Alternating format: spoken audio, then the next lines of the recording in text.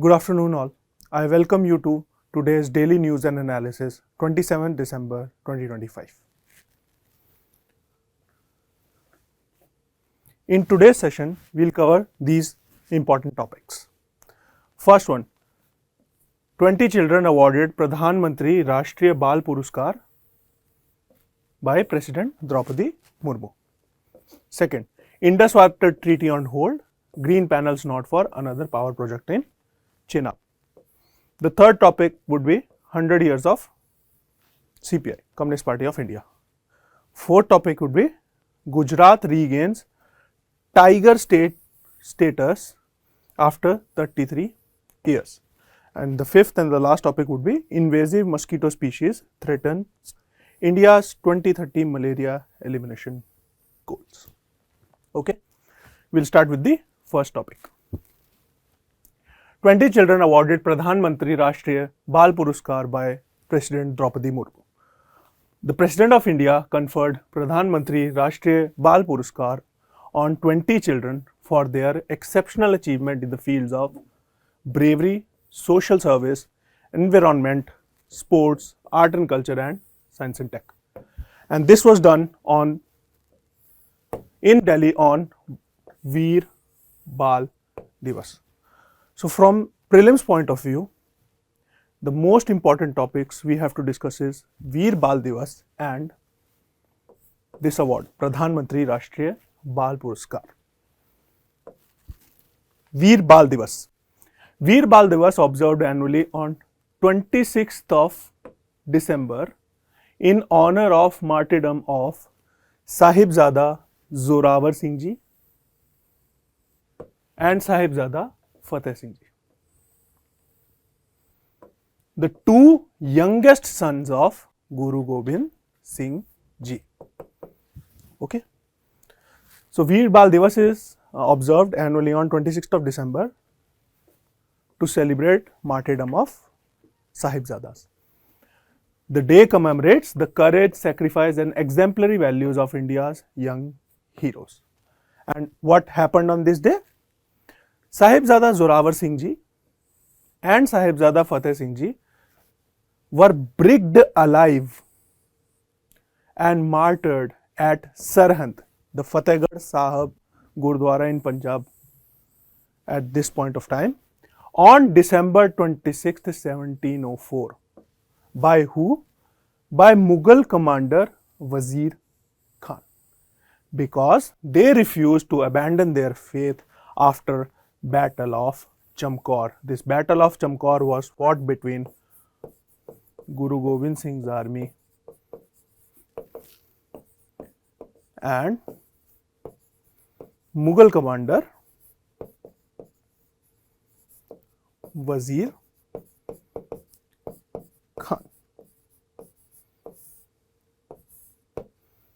In this particular battle, the two elder sons of Guru Gobind Singh Ji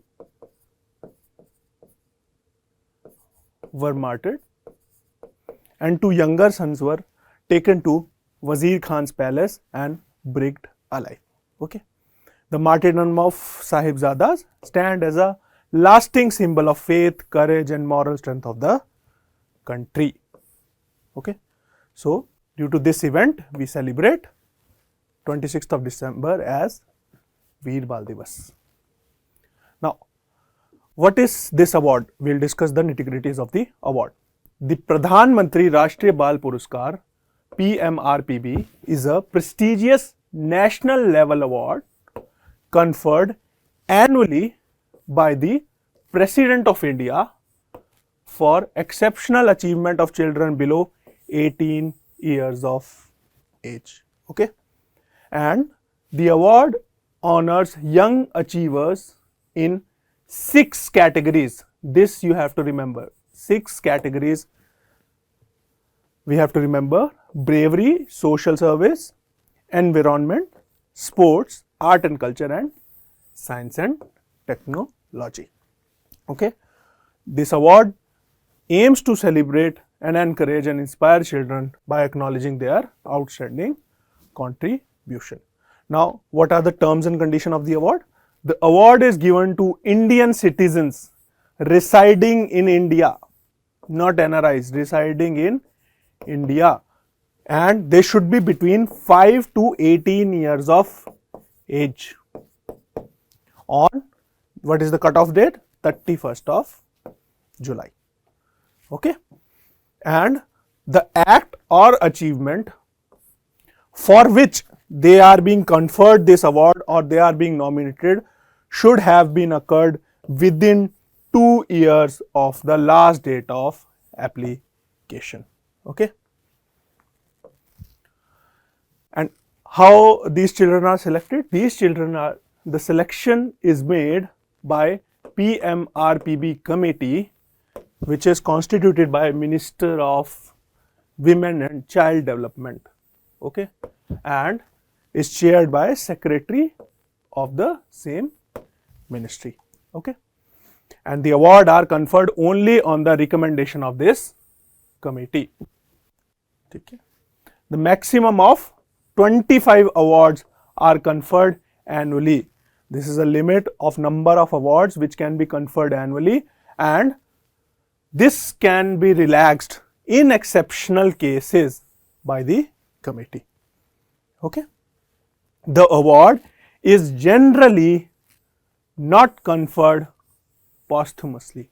After death, the award is generally not conferred, but in rare circumstances, the committee may consider a posthumous conferment. And a very good example of this thing is, this year itself 2 children have been awarded for their exceptional contribution under bravery category posthumously. Okay, these are the terms and condition of the award. Now, why these awards or conferments are important? We have to see this PYQ. Okay, this was asked in 2021. Okay, Bharat Ratna and Padma awards. Consider the following statements. Okay, Bharat Ratna and Padma awards are titles under Article 18 of the Constitution? No. Article 18 of the Constitution states that these and military titles shall not be considered as titles. Okay. Padma awards, which were instituted in the year 1954, okay, were suspended only once. No, they were suspended 3 times. Okay. So this statement is also wrong. The number of Bharat Ratna awards is restricted to maximum of 5 in a particular year. This statement is also wrong. They are restricted to 3 per year. Okay, so answer would be D. Okay, we move on to our next article, 100 years of Communist Party of India. Okay, now Communist Party was founded in 1925, Kanpur Conference. Okay, and it happened in from December 25th to 27th. This is the Communist Party of India. So it was founded in 1925 and it has completed 100 years. So this might be a potential UPSC question this time. Okay. Now we will see the evolution of Communist Party of India. Okay. After the French Revolution, Karl Marx prepared a manifesto for Communist Party which would carry transformation of the whole imperial world from a capitalist society to a socialist society. Okay. And he anticipated that the capitalist system would eventually collapse under the superior and just socialist system. So the roots of Communist Party or communist ideology comes from Karl Marx theory. Okay, and soon after this theory, the first successful socialist revolution occurred in Russia in 1970, where czars were deposed by the Bolshevik. This is known as a Bolshevik revolution. Okay. Now, after this Russian revolution, there was a massive impact in Indian politics, and three political strands fed into the evolution of communist movement in India. There were three important political discussions or discourse happening in the 1920s, which led to the formation of CPI eventually. Okay. The first one was represented by M.N. Roy. M.N. Roy was a Marxist revolutionary who had spent certain years of his life in US, Mexico, Berlin and USSR during the course of First World War. And Roy became the Indian representative of communist ideology, communist movement in Communist International of 1920. So, Roy became the Indian representative of the movement in CI, the Communist International or Comintern of 1920s. This Comintern was discussing the prevailing conditions in colonial countries and how a social movement can be instigated in these countries. Okay. Now, the Comintern instructed the communists across the world that they should focus on struggle against imperialism in their own country. Okay. They also resolved, this meeting also resolved to set up a meeting of Asian representatives at Tashkent. Okay. So, this happened during the first Communist International. Okay. Now, the second stream was independent left groups which sprang up in parts of India. In Lahore by Ghulam Hussain, in Bombay by S.A. Dange, in Calcutta by Muzaffar Ahmad and in Madras by Singaravelu M. Chettiar. Okay. So, these were the communist leaders who were heading their independent communist groups across India, and they were waiting for an opportunity so that they can coordinate on a national basis with one another for an effective political work. So, one was M.N. Roy representing the communist movement internationally, second was independent communist groups springing up in different parts of India, and the third and most important was organizations of worker and peasant which were coming up in 1920s. One of the most prominent example was All India Trade Union Congress, which was formed in 1920 under the presidency of Lala Lajpat Rai. So, these were the three streams which were leading the communist movement in India. So, under these streams, under the pressure of these streams, a communist ideology or a communist movement got strength in India. Okay. Now, what was happening on the international front? On international front, we have seen that the Comintern had resolved to organize Asian representative in Tashkent. Okay. Inspiring from that, two Indian revolutionaries who were there in Central Asia, Abdul Rab and Trimul Acharya, along with Raja Mahendra Pratap and M.N. Roy, decided to set up a communist party in Tashkent in 1920. So, in 1920, a communist party of India was set up in Tashkent known as Emigre Communist Party of India. That means Communist Party established by immigrants. Okay. And this party got approval from Communist International. Okay. They resolved to liberate India from British imperialism and set up conditions for socialism. Okay. However, this party did not have any support from the parties which were there in India or the parties or the revolutionaries who were working in Europe. This was an independent Communist Party of India established in Tashkent by these four people. Okay. In the meantime, the Indian communist groups we discussed, active in Lahore, Bombay, Calcutta and Madras, decided to organize a national conference in 1925 in Kanpur.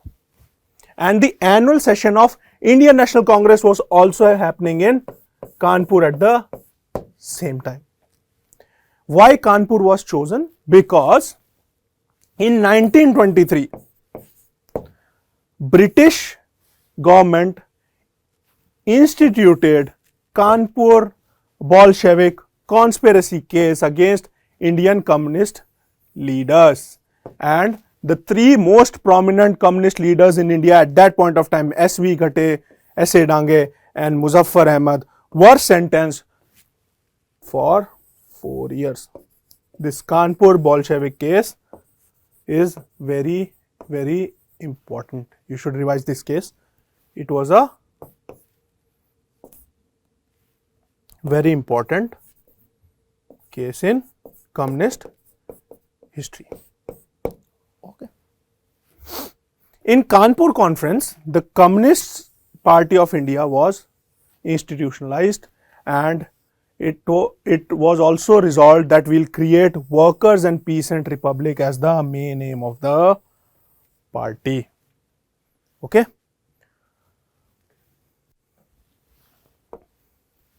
Now, in the absence of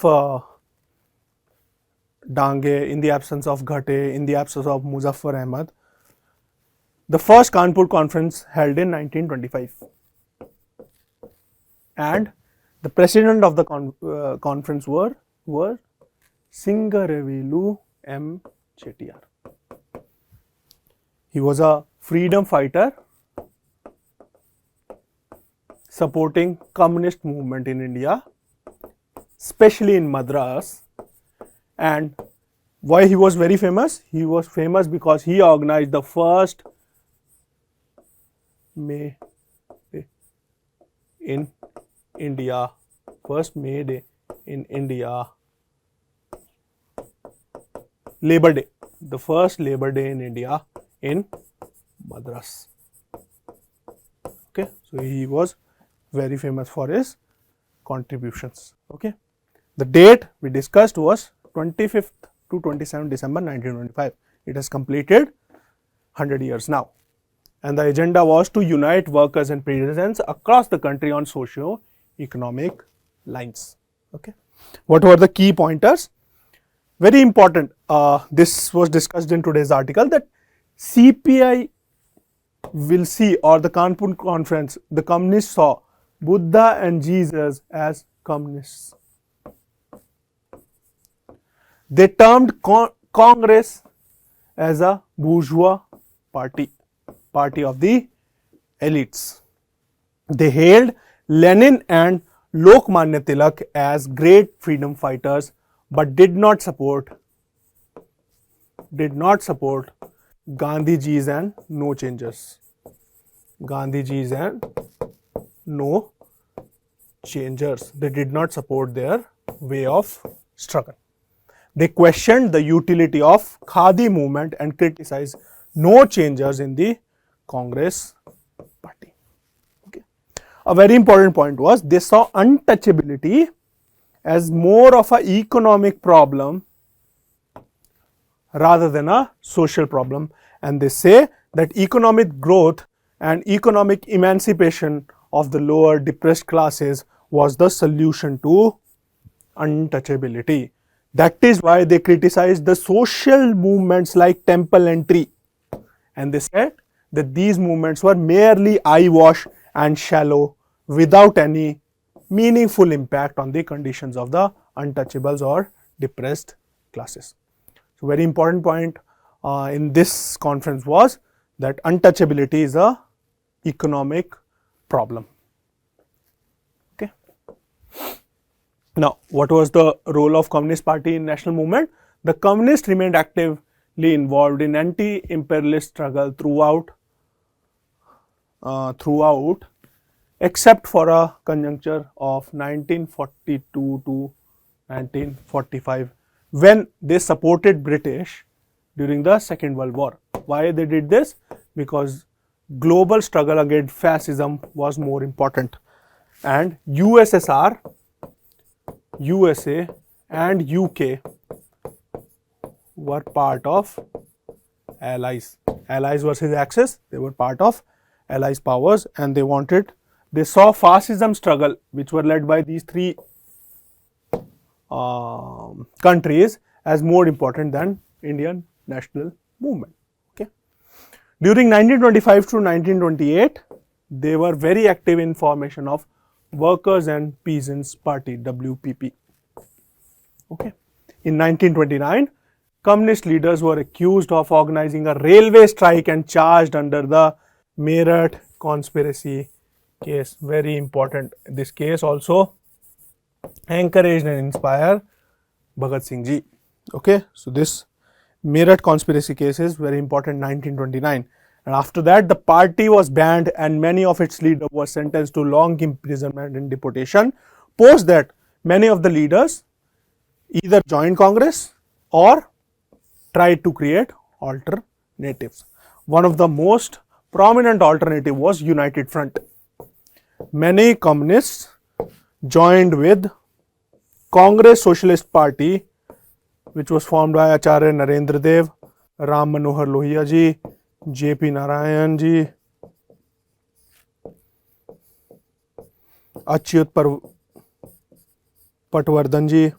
So, all these prominent freedom fighters formed Congress Socialist Party. Within Congress, very important, within Congress they formed Congress Socialist Party, and communists joined the Congress Socialist Party to create a united front. But in 1939, the united front experiment failed. Okay, and Congress was accepted as the leading party in freedom struggle. Okay. With this, we move on to our next article. Indus Water Treaty on hold, green panels nod for another power project in Chenab. Okay. So, amid the centre's push to expedite pending infrastructure projects in Indus River, the Environment Ministry recommended approval of Dulhasti Stage 2 project on Chenab River. Very, very important. Okay. On Chenab River, Dulhasti second project has been approved by Environment Ministry, and Indian government is expediting power projects in Indus rivers. Okay. The project will be developed by NHPC and the estimated cost is around 3,277 crores. Dulhasti second will utilize the existing dam, Pakuldul Dam reservoir and power intake of stage 1 project and draw water from Marusudar river. This is a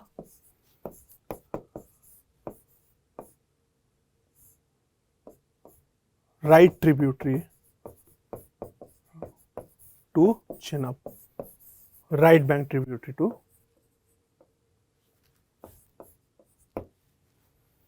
Okay. The Chenab river already has 3 commissioned project, which were Dulhasti 1 project. Okay, this is the second project and Dulhasti 1 is already operational. Baglihar Dam project and the Salal project. Okay, Raisi. The other 3 projects which are under development are Ratle, Kiru and Kwar projects. So, remember these projects already on Chenab, because these are the point of contention between India and Pakistan. Okay. Now, from prelims point of view, we'll discuss something about Chenab river. It is formed by union of 2 headwaters, Chandra and Bhaga. Okay, Chandra originates from a glacier near Chandratal and Bhaga originates from Suryatal. Okay, these are located in near Kelong, Lahaul, Spiti region of Himachal Pradesh. It is the largest tributary of Indus, not the longest. Longest is Satluj. Chenab is the largest tributary of Indus and its origin is Lahaul region of Himachal Pradesh. Okay, it is known as Ashwini in, this is read as Ashwini in Rigveda, and it symbolizes, the word Ashwini, Krishna symbolizes dark colored waters. In Mahabharata, its name evolved from Ashwini to Chandrabhaga, owing to the two headwaters Chandra and Bhaga. Okay, the tributaries to Chenab are Marusudar, Tavi, Miyar-Nala, Ans and Neeru. Marusudar is a prominent right bank tributary, while Tavi is a prominent left bank tributary. Okay, so this is about Chenab river. Now, based on this, we will try to solve this PYQ with reference to the Indus river system. Which of the following 4 rivers, 3 of them pour into one of them which joins the Indus directly? Among the following, which one is such river that joins Indus direct? So, Indus directly is joined by which of the following rivers? This question was a little controversial, but UPSC gave its answer as Satluj. Satluj being the longest tributary. The answer for this is Satluj. Okay. Next, Gujarat regains tiger state status after 33 years. Now, the context of this news is Gujarat has regained its status as a tiger state after 33 years, with the NTCA confirming the presence of a tiger in Ratan Mahal Wildlife Sanctuary in central Gujarat. Okay, NTCA saw tiger sightings, or NTCA confirmed presence of tiger based on its pug mark in Ratan Mahal Wildlife Sanctuary. Okay, the state, the Gujarat state, has become the only state in India to host 3 big cat species. One is lion, one is tiger, and one is leopard. Okay, the only state where 3 big cat species live, and Gir is the only natural habitat to Asiatic lions. This is the only natural habitat, Gir in Junagadh. Okay. Now, based on this, we will discuss something about Project Tiger, because Project Tiger and tiger things are constantly coming up in UPSC. It is a very important topic. Okay. In 1973, Project Tiger was launched by Government of India with an ambitious aim of safeguarding nation's tiger population and preserve its biodiversity. Initially, there were 9 tiger reserves, and which was the first tiger reserve? Corbett. Corbett was the first tiger reserve under Project Tiger. Okay, and it started with 9 tiger projects. Now we have 53 tiger reserves spreading across 75,800 square kilometers. This is about 2 to 3% of India's total area. Okay, and because of this, we have almost 3,800 tiger population, which is almost 75% of world's wild tiger population. Okay, the most number of tigers, or the largest tiger population, is in Madhya Pradesh, 785, followed by Karnataka, Uttarakhand and Maharashtra. Okay, this was according to Status of Tiger in India report 2022. Okay, And in case of tiger reserves, Corbett has the most number of tigers, 260, followed by Bandipura and Nagar Hole. Okay. Now, we just saw NTCA approved its tiger status. So, what is the role of NTCA? NTCA, the National Tiger Conservation Authority, is constituted under Section 38 L1 of Wildlife Protection Act 1972, and it's chaired by Minister of Environment, Forest and Climate Change. Very important. Okay. Now, how is a tiger reserve notified? What is the way of notifying a tiger reserve? Okay. So, a state government, very important, a state government on recommendation of NTCA shall, there is no may, shall, if NTCA recommends, the state government has to notify an area as tiger reserve. So, the notification is done by state government on the recommendation of NTCA. And what will be the area or what will be the constituents of tiger reserve? It shall include the core or critical tiger habitat of a national park and sanctuaries and buffer peripheral areas around it. So, the core area of national park and sanctuaries and the buffer area around it would be part of tiger reserve. Now, no alteration in boundaries of a tiger reserve can be done except on the recommendation of NTCA and approval of National Board of Wildlife. This is very, very important.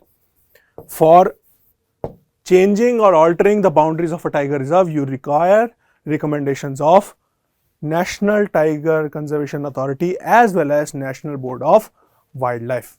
And no state government shall de-notify a tiger reserve except in public interest, okay, without the approval of the same two bodies, NTCA and National Wildlife Board. So, no state government shall de-notify a tiger reserve except in public interest without approval of these two bodies. So, you cannot de-notify, and if you want to alter the areas, you have to take approval of both these bodies. Okay. Now, we will look into one of the questions. Among the following tiger reserves, which one has the largest area under critical tiger habitat? We just discussed the critical tiger habitat or the core tiger area shall be made a part of a tiger reserve. So, which of the following tiger reserves has the largest critical tiger habitat? The answer is Naga Arjun Sagar Srisailam, which is also the largest tiger reserve by area. This is almost a forest. So, this Naga Arjun Sagar Srisailam is a very important tiger reserve, being the largest tiger reserve and having the largest area under critical tiger habitat. Okay. With this, we move on to our last topic. Invasive mosquito species threatens India's 2030 malaria elimination goal. Okay. The important points of this article are that Anopheles stephensii, a mosquito species now recognized as a invasive threat. Why it is invasive? Due to its ability to multiply and its ability to thrive in urban environment. It is being seen as a threat to our malaria control because it can efficiently transmit Plasmodium falciparum and Plasmodium vivax, the parasite which cause malaria. Along with this, the report said that difficult terrain and population movement in northeastern areas is increasing malarial load in northeast. Along with this, cross-border transmission from Myanmar and Bangladesh in the northeast is also pulling up the load. So due to this is a urban region and these two are transnational or difficult terrain, geographical regions of increasing malarial load. Okay. Now India wants to eliminate malaria by 2030 and achieve zero indigenous cases by 2027. This is our anti-malaria goal. Very ambitious, but this is our goal for malaria elimination. But this invasive species, Anopheles stephensi, is creating a problem to achieve that goal because it is becoming a threat in urban environment due to its ability to thrive. Now, what is the important point or important thing we have to discuss in this? What is the prelims important thing in this? The prelims important thing is the vector and the diseases caused by mosquitoes and the type of pathogen it has. For example, malaria is caused by Anopheles female and the parasite is protozoa. We just saw falciparum and vivax, P. falciparum and P. vivax, okay, plasmodium. Dengue fever, chikungunya and yellow fever and Zika fever all are transmitted by Aedes species of mosquito. So chikungunya, dengue, yellow fever and Zika fever are transmitted majorly by Aedes mosquito and these are all viruses. And West Nile fever and Japanese encephalitis are caused or spread by the vector is Culex species of mosquito and both these are also viruses. Now, India is developing a anti-malarial vaccine. What is the name of that anti-malarial vaccine? Falcivax, Falcivax, and it is being developed by ICMR. Okay, so this vaccine is being developed by ICMR. Malaria's vaccine is being developed by India. Global vaccine exists for malaria, but Indian indigenous vaccine is being developed. There is no vaccine for Zika, there is no vaccine for dengue. Okay, as of now. Now, this is a very brilliant question about malaria which was asked I think in 2010 by UPSC. Widespread resistance to malarial parasite to drugs like chloroquine has prompted attempts to develop a malarial vaccine to combat malaria. Why is it difficult? Why was it or why is it difficult to develop an effective malarial vaccine? Why is it difficult to develop a malarial vaccine? This is because, very important point for malaria, this is because man does not develop complete immunity to malaria during natural infections. Whenever there is a malarial infection, there is no immunity development. There is a small clinical immunity which might develop and which is being used to develop that vaccine, but there is no immunity which develops due to natural infection of malaria, and this causes difficulty in development of malaria vaccine. Okay, vaccine can be developed only against bacteria? No. Caused by several species of plasmodium? Yes, several species, but we can develop because they will have a common feature or a common component, and man is only an intermediate host, not a definitive host. No, man is a definitive host of malaria. We know man is we have seen cases of malaria. So the answer is man does not develop an complete immunity during malarial infections. With this, we'll end today's session in daily news and analysis. We see you in the next session. Thank you.